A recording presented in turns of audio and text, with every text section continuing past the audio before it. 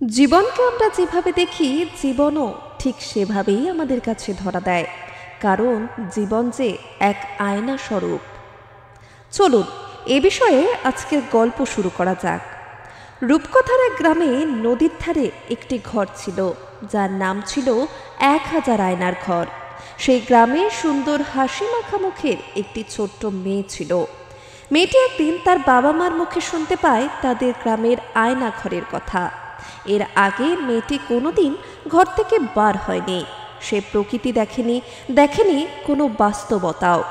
তো সে একদিন চিন্তা করলো যে সে ওই আয়নার ঘর দেখতে যাবে। কিন্তু একা একা যেতে সাহস না হওয়ায় সে তার সমবয়সী আরও একটি মেয়েকে সাথে নিয়ে গেল। আয়নাঘরের সামনে হাজির হয়ে প্রথম মেয়েটি ভাবল যে আগে সে ওই ঘরে ঢুকবে, আর সব কিছু দেখে এসে বাইরে এলে তবেই ওই দ্বিতীয় মেয়েটি ঢুকবে। কথা মতো প্রথম মেয়েটি ওই ঘরের ভিতর ঢুকলো। ঘরে ঢোকার সাথে সাথে আশ্চর্য সব রঙিন কারুকার্য দেখে মেয়েটির মুখ আনন্দে ভরে উঠল। সে আস্তে আস্তে এগোতে এগোতে সেই 1000 আয়নার ঘরে প্রবেশ করল। ঘরে ঢুকেই তার চোখ ছানা পড়া। মেয়েটি দেখল সেখানে ঠিক তারই মতো দেখতে আরও 1000 মেয়ে হাস্যোজ্জ্বল মুখে তার দিকে তাকিয়ে রয়েছে। সে যা করছে বাকিরাও ঠিক তাই করছে।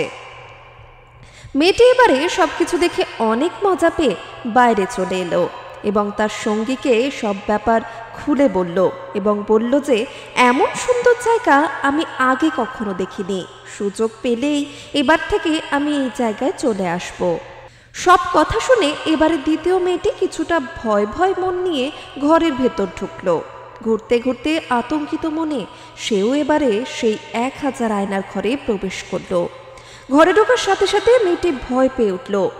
ভয়ে মুখ ফ্যাকাশে হয়ে গেল, আতঙ্কিত হয়ে উঠল চোখ দুটি।